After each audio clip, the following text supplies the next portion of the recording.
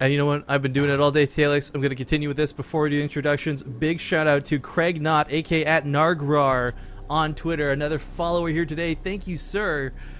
But guys, this is the ace match. The first ace match we've gotten to today for the Kaspersky Arena. Winner of this game walks away with 300 euro and goes on for a chance at 400 more euro versus Kras. So one of these players is going to walk away very freaking happy, Talix. Yeah, no, definitely going to be happening. So let's talk a little bit about this game. Up here in the top left-hand corner as our blue Zerg player from Team Liquid, the failed six-pool champion of Germany, we have TLO. And his opponent in the lower left of Whirlwind, playing for Evil Geniuses, no longer Lady Call, it is ThorZain.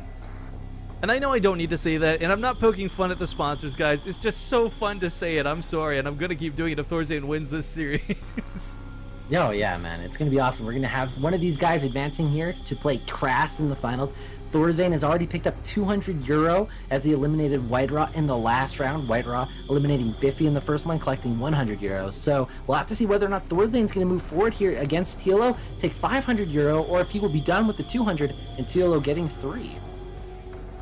Yeah, it's so great that Kaspersky puts this on again, guys. We're not paid to like speak about them. We're not paid by them in any ways or endorsed. But like, I love any company, any group, any organization that puts money into esports and does not ask immediately like for a huge return.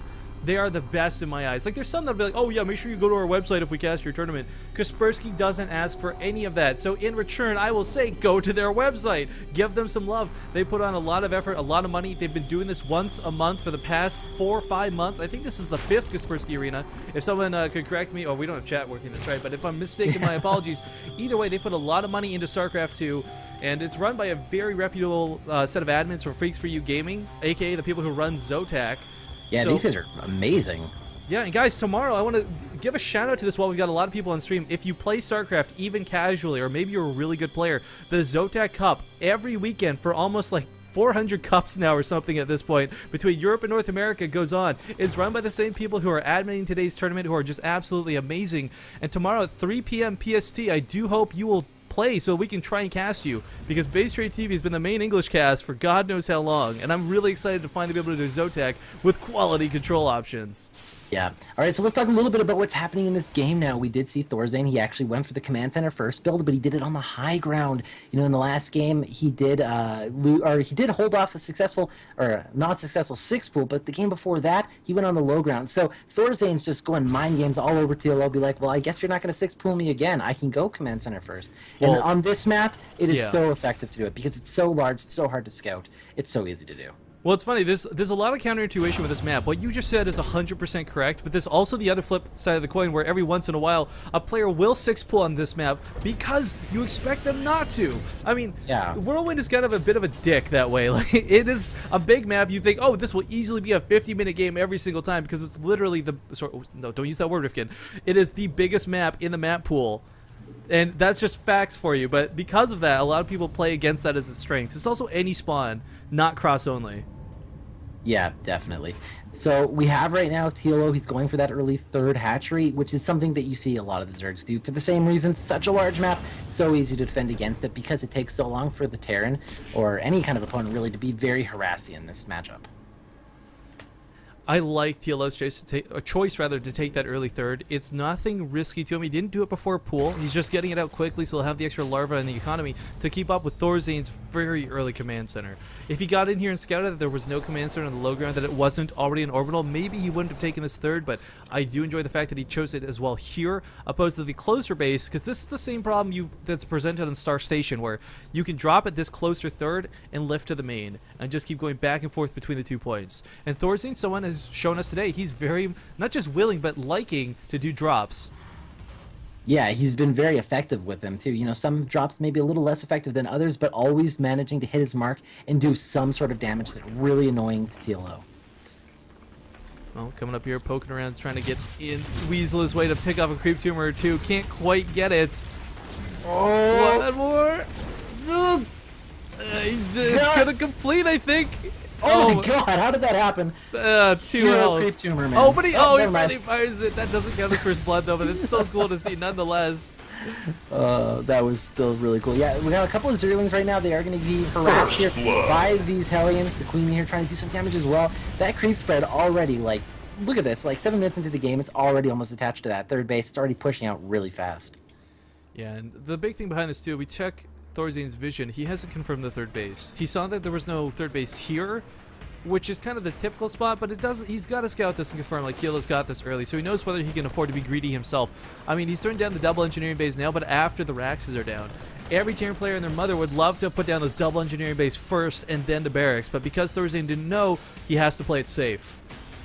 Yeah, and look at that. That one Overlord here in ThorZain's base, he actually got a huge scouting bit of information. He saw a whole bunch of barracks producing right now, and there's still just the one factory, but he is making Widow Mines. Widow Mines so effective in Terran versus Zerg because they just kill off so many Zerglings, they kill off so many Banelings, and they're really good at denying just a lot of, and just doing a lot of damage, basically. All right, well, we finally have that base scout out, but more importantly, I want to point out, guys, the reason TLO got that huge scout off was all thanks to the Pneumatized Carapace. He is also one of those few Zerg players I feel that invests in it really early, and it definitely pays off. It's way better than an Overseer. You get in and out much quicker and often actually retain the Overlord. Yeah, definitely. All right, well, we do see these Hellions here. They're doing actually a lot of damage here, continuing to be, pick off, more and more creep tumors. ThorZain, really trying to deny that. I'm sorry, yeah, ThorZain. Yeah, just doing so much to just pick that off, which is really great because TLO has relied a lot in the last games on just having amazing creep spread. Juking out those Lings going back on themselves here. But yeah, you're right. Like, this is a level of aggression ThorZain hasn't been able to apply. Like, he hasn't been able to deny creep in this entire series so far, and much less do damage to Lings and Queens and drones. So I really enjoy the fact that he's been able to actually move out on the map, not be stuck in 2 bases for, like, the next 50 minutes. Yeah. TLO, he's made such a large commitment. He's got so many Zerglings here, and for that reason, he's able to take that 4th base really early, but he's kind of hiding it over here on the right, not taking it here, like, to the south of his main, where most players would take it at this point, but really just trying to take control of the entire top half of the map. All right, here we go, and Overlord is going to be moving here towards the natural. There's a lot of Marines here, as well as some Widow Mines. Going to be trying to push out of his base. What will TLO do? Will he go in for an attack, or will he just kind of stay back here at the watchtower and try to defend that 4th base from actually being picked off if the attack eventually does move out? Yeah, I mean, like, ThorZain, the best thing he's got going for him is the fact that he's got these Widow Mines unscathed. It doesn't sound like much, but if your Widow Mine is even missing like 10 health, without those drilling claws, it's very easy for Zerglings to pick them off before they can burrow. Yeah, it's really kind of... Oh, man, TLO coming in from both sides, though, Taylor. North and south. Almost traps him in. He's got to be careful. These Widow Mines will be huge. They get all the Banelings.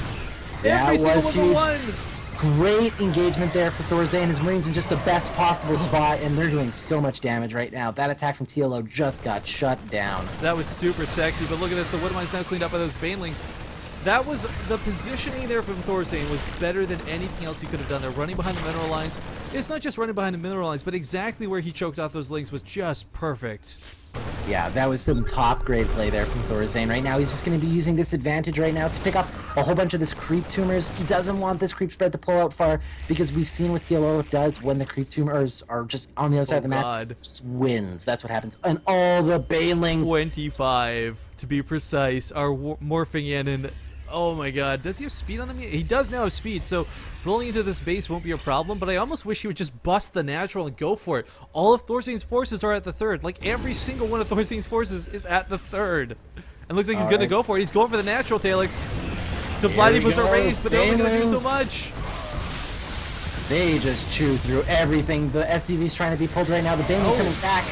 Yeah, turning around there. A really awkward sort of stutter there from TLO. Yeah, a little bit of indecision, but we do see, ThorZain, once again, he just pulls his stuff. Oh, those Widow Mines going off of these Banelings. TLO's got to spread his units a little bit better or bait out those Widow Mine hits first. He cleared out the natural, but he didn't actually kill much in the natural is the scary thing. He's opened this hole in the wall, and the Zerglings are still flooding in. More Banelings are morphing in plain sight because he knows ThorZain can't actually snipe them off. Well, let's see. He does send some Zerglings here to the 3rd base, try to deal with, some of these SCVs and mules.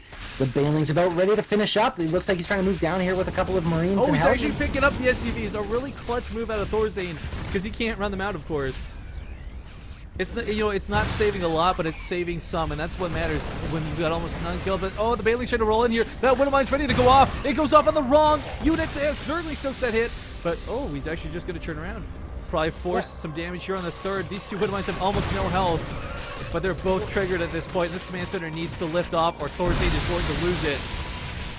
Yeah, he's actually able to pick up some of these supply depots. He's actually put ThorZain back down just onto one base. And look how many bases he has right now. TLO is taking half the map while this is going on. This is ridiculous. A drop is actually going to do quite a bit of damage here. TLO is flooding his links to the wrong spot. Send them southward.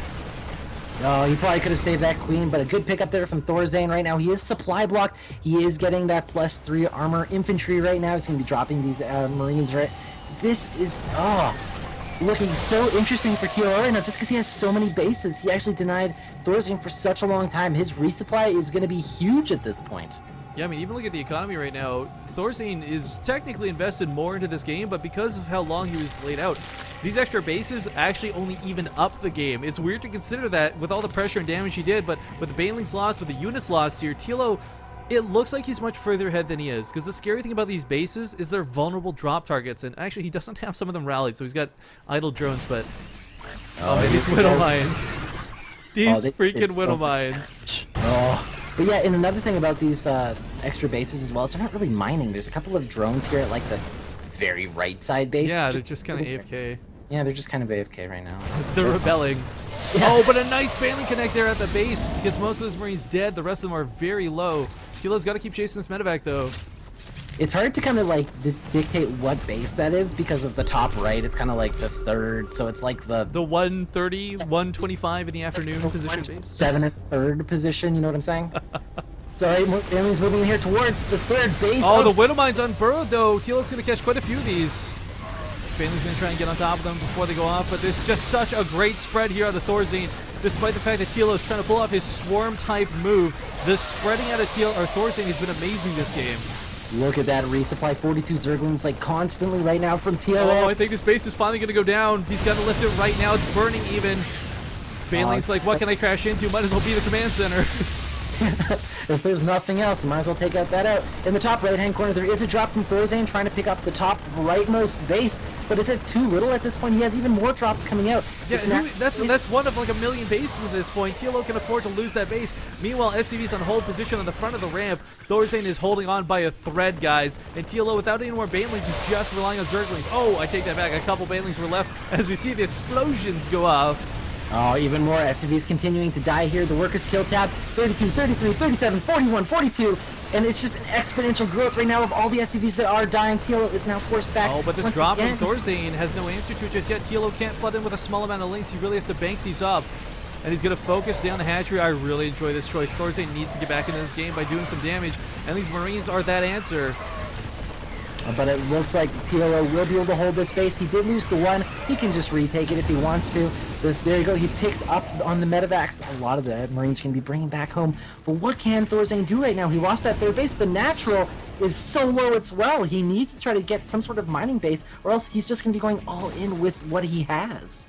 Yeah, I mean, the sad reality is if ThorZain had lifted that command center, this might be a different situation. I'm not saying it would be, and like all of a sudden ThorZain's in a commanding role or anything, but if he had maintained that third base, he could go back to mining immediately. But the time it's going to take him to build another command center, to lift it over, to make it an orbital or even a planetary is just not worth it. And I think going for some sort of crazy amount of damage is his only answer to get back into this. But look at the clock that ThorZain is now on. We've got Ultralisk coming out. He doesn't have any production at home. Only one tech lab. There's not going to be Marauders. There's not going to be siege tanks, Talix. No, that's totally true. I mean, he's trying to make that third upgrade here to his infantry. Look at the third base. He's trying to lift it over, but there's actually Overlord spreading creep here, so more denial out of TLO. Meanwhile, in the upper right corner in that awkward base location, this base is going to get sniped, but I think TLO is comfortable with that.